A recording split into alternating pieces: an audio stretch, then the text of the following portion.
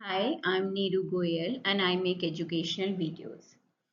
मेरी वेबसाइट का एड्रेस है lightmighthouse.com। आप वहाँ से वीडियो के सारे नोट्स डाउनलोड कर सकते हो। आज का हमारा टॉपिक है Fayol's principles of management. This is your chapter 2 of class 12th। Management की मीनिंग के बारे में आप ऑलरेडी चैप्टर 1 में पढ़ चुके हो। इस टॉपिक को समझने के लिए आप विजुअलाइज करो कि जैसे आप किसी कंपनी के सीईओ बन गए हो। Sounds great, isn't it? अब आपके मन में क्या क्या सवाल आएंगे? यू विल थिंक कि मैं अपने एम्प्लॉयज में कैसे काम डिवाइड करूं, उनको इंस्ट्रक्शंस कैसे देनी है, किसको कितनी सैलरी देनी है, etcetera.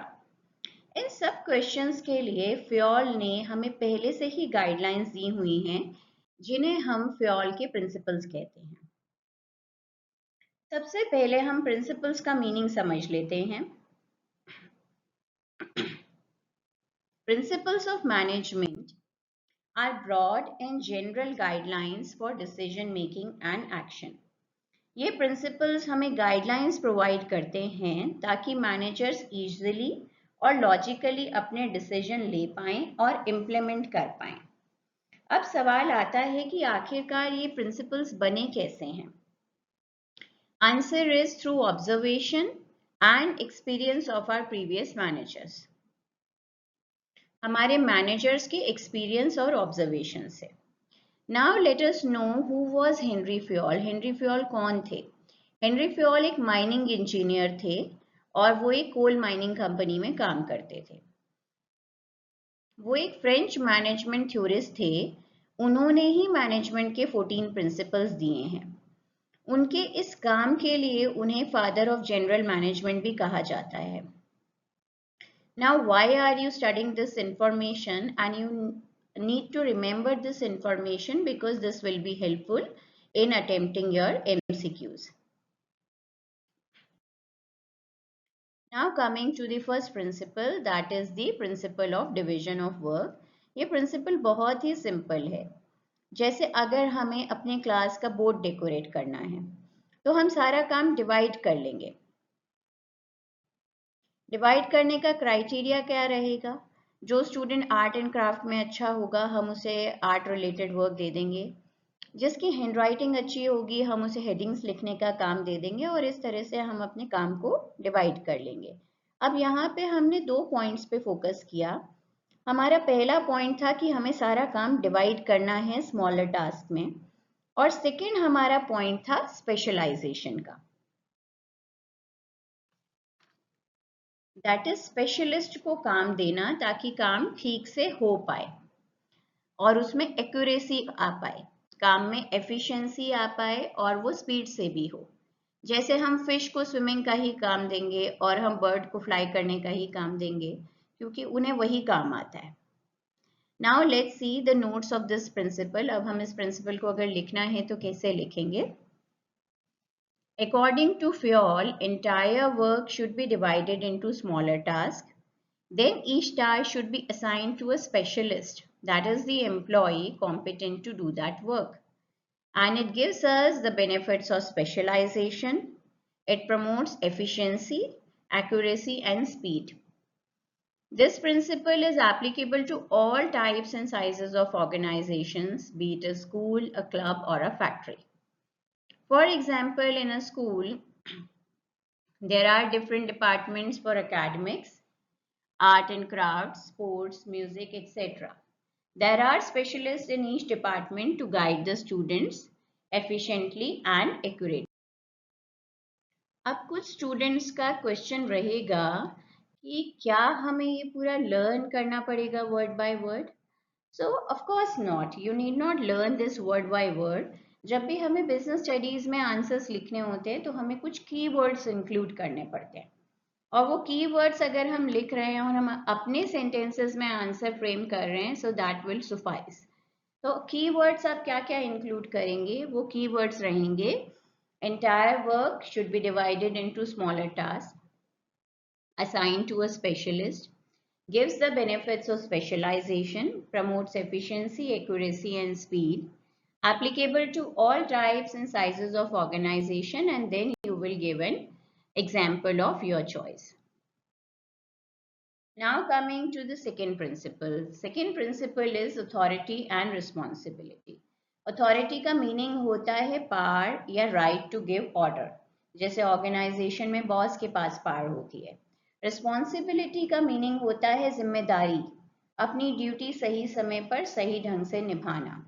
Again, it's a very simple principle. Sometimes I feel that these principles are just common sense और इनमें फ्री के मार्क्स हैं if you just remember to include keywords. Keywords ना लिखने से हमारे मार्क्स कट जाते हैं. जो बोर्ड की मार्किंग स्कीम होती है उसमें स्पेसिफिकली कीवर्ड्स मेंशन होते हैं और जब हम वो कीवर्ड्स लिख देते हैं तो उससे हमें अच्छे मार्क्स मिल जाते हैं. So don't forget to include the keywords. Now coming back to the principle. Suppose एक प्रोडक्शन मैनेजर है और उसे 500 शर्ट्स बनाने का काम दिया गया है, जिम्मेदारी दी गई है, पर उसके पास कोई भी अथॉरिटी नहीं है रॉ मटेरियल अवेल करने की. ना वो फैब्रिक खुद खरीद सकता है, ना वो ले सकता है बटन, कुछ भी रॉ मटेरियल उसके पास नहीं है, तो डेफिनेटली वो शर्ट्स नहीं बनवा पाएगा. जब हम किसी को कोई काम दे रहे हैं, रिस्पॉन्सिबिलिटी दे रहे हैं, तो उसके साथ साथ हमें उसे अथॉरिटी भी देनी पड़ेगी. पर यहाँ पर एक और पॉइंट आ जाता है कि हम ना तो अथॉरिटी ज़्यादा दे सकते हैं, अदरवाइज वो मिस यूज़ हो जाएगी. जैसे हमने किसी को कहा कि आप को ये डील जो है फिक्स करनी है, आप मैक्सिमम इतना डिस्काउंट दे देना, पर वो सोचेगा जल्दी काम हो जाए इसलिए मैं ज़्यादा से ज़्यादा डिस्काउंट ऑफर कर दूँ क्लाइंट को, तो उसमें अथॉरिटी मिस यूज़ हो जाएगी. और हम काम अथॉरिटी भी नहीं दे सकते. अगर हम उसे अथॉरिटी ही नहीं देंगे तो वो काम ही पूरा नहीं कर पाएगा. तो यहाँ पर फ्योल हमें कहते हैं कि हमेशा अथॉरिटी और रिस्पॉन्सिबिलिटी के बीच में एक बैलेंस होना चाहिए. Now how will you write it? Authority is the right to give orders and obtain obedience. Responsibility is the obligation of a subordinate to perform the assigned task. Fayol says that there should always be a balance or parity between authority given and responsibility entrusted to an employee. If the authority given to an employee is more than the responsibility, then he may misuse it. If the authority given is less than the responsibility, then he will not be able to complete the task. For example, if an employee has been assigned the duty of decoration in an event, but he has no authority to decide about designs or contact any vendor, then he will not be able to complete the task. It emphasized that there should be balance between authority and responsibility. अब इसके keywords क्या हैं? Keywords में है आपको authority का meaning देना है, then you need to give the meaning of responsibility. Then this sentence is very important that there should be a balance or parity between authority and responsibility. Parity का मतलब भी balance ही है. और आपको लिखना है कि अथॉरिटी ज़्यादा होगी तो वो मिसयूज हो सकती है, और अगर अथॉरिटी कम है तो काम कंप्लीट नहीं होगा. और उसके बाद आप अपनी कोई भी एग्जाम्पल अपनी चॉइस का दे सकते हैं. Third principal is principle of discipline. Discipline का मीनिंग हम सब जानते हैं. डिसिप्लिन कि जितनी ज़रूरत हमें अपनी पर्सनल लाइफ में है उतनी ही ज़रूरत एक ऑर्गेनाइजेशन में भी है. डिसिप्लिन के बिना ऑर्गेनाइजेशन को चलाना बहुत मुश्किल है, और वो डिसिप्लिन सिर्फ वर्कर्स के लिए ऊपर नहीं है, वो डिसिप्लिन मैनेजमेंट के लिए भी है. So discipline means obedience to organizational rules and regulations. Organization के rules और regulations को follow करना, obey करना. For maintaining discipline, rules and regulations should be clearly stated to the employees. उन्हें साफ साफ हमें बताना है कि ये rules regulations हैं organization के. Then the behavior of the employee should be regularly monitored. हमें check करना है वो rules के according चल रहे हैं या नहीं चल रहे हैं, और अगर नहीं चल रहे हैं तो हमें उन्हें penalties भी लगानी है, हमें उन्हें सजा भी देनी है.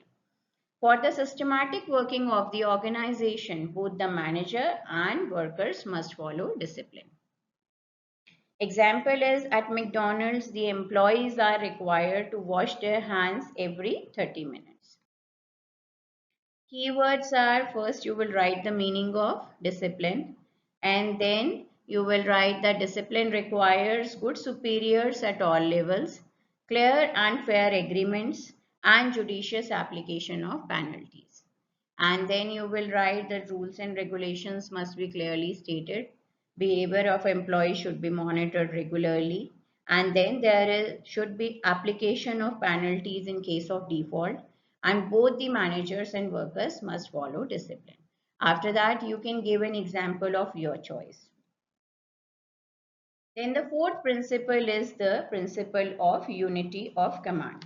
ये प्रिंसिपल हमारा एक मिलिट्री ऑर्गेनाइजेशन को रिजेंबल करता है. सपोज एक ऑर्गेनाइजेशन में मिलिट्री में हम मिलिट्री की बात करें, अगर मिलिट्री में दो बॉस हों, एक फायर करने को कहे और दूसरा कहे कि अभी गोली नहीं चलानी है, तो सोल्जर्स कंफ्यूज हो जाएंगे. इसी तरह अगर एक ऑर्गेनाइजेशन में एक एम्प्लॉय को दो बॉस से ऑर्डर मिलने लगे तो वो कंफ्यूज हो जाएगा कि मैं किसकी बात मानूं और किसकी नहीं. इसीलिए ऑर्गेनाइजेशन में हमें फॉलो करना होता है यूनिटी ऑफ कमांड. एक बॉस से ही ऑर्डर मिलना चाहिए, ड्यूअल सबऑर्डिनेशन नहीं होना चाहिए. According to Fayol, an employee should receive orders from one boss only. This principle resembles military organizations. Dual subordination should be avoided. It leads to confusion among the employees. The employee gets confused as whom to follow. It becomes difficult to fix responsibility for mistakes. Sometimes employees also take advantage out of it. वो कहते हैं मुझे तो उसने कहा था, मुझे ये काम उसने करने को कहा था, इसलिए मैंने ऐसा कर दिया, अगर गलती हो जाती है तो उनसे. For example, Rajat is a salesman working in an organization. The marketing manager instructs him to offer a discount of 15% to strike a deal so as to boost up the sales. Marketing manager चाहते हैं कि sales बढ़ जाए, इसलिए वो चाह रहे हैं ज़्यादा से ज़्यादा डिस्काउंट दे दें. On the other hand, what the finance manager is saying, not to offer a discount of 5%. 5% से ज़्यादा आपको डिस्काउंट नहीं देना है ताकि हमारा प्रॉफिट बढ़ जाए. Now he is in a fix as whom to obey. अब वो किसकी बात माने, वो इसमें कंफ्यूज हो गया है. That means unity of command यहाँ पे violate हो गया principle. Keywords are employee should receive orders from one boss only. It resembles military organizations. Dual subordination should be avoided, leads to confusion among the employees. Becomes difficult to fix responsibility for mistakes. And then you need to give an example of your choice. अब हमने ये जो सारे principles हैं detail में इसलिए पढ़े हैं क्योंकि कभी कभी केस स्टडीज में सिर्फ हमें एक ही प्रिंसिपल या दो प्रिंसिपल को डिटेल में एक्सप्लेन करना होता है. That is why it is very important कि आप इन सारे प्रिंसिपल्स को इसी तरह से सारे कीवर्ड्स को लर्न कर लें. नाउ लेट्स सी, अभी हमने जितना पढ़ा है उसको टेस्ट करते हैं. Henri Fayol was option A mining engineer, option B psychologist, option C production engineer और option D production manager. Yes, correct answer is mining engineer. वो एक कोल माइनिंग कंपनी में काम करते थे. Second principle is the principles of management are considered useful for decision making, reducing cost, fulfilling social responsibilities of the organization. Option D, all of the above. Yes, the correct answer is option D, all of the above. Third question is, principles of management are formed through observation, through experience of managers, both of the above in lab. Answer is both of the above. पुराने जो हमारे managers हैं उनने अपने experience से और observation के through ये प्रिंसिपल्स इवॉल्व हुए हैं, ये प्रिंसिपल्स बने हैं.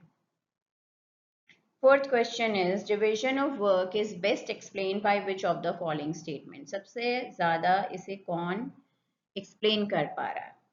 All the work should be divided into smaller task, division of man power, resources should be divided, all of the above. इसमें सबसे बेस्ट एक्सप्लेनेशन ऑप्शन ए में है, all the work should be divided into smaller task. Now name the principal which resembles military organisation. अभी अभी हमने पढ़ा है, answer is unity of command. उसे एक ही बॉस से ऑर्डर मिलना चाहिए. Question number 6 is which principle requires judicious application of penalties by management? Answer is our third principle, that is the principle of discipline.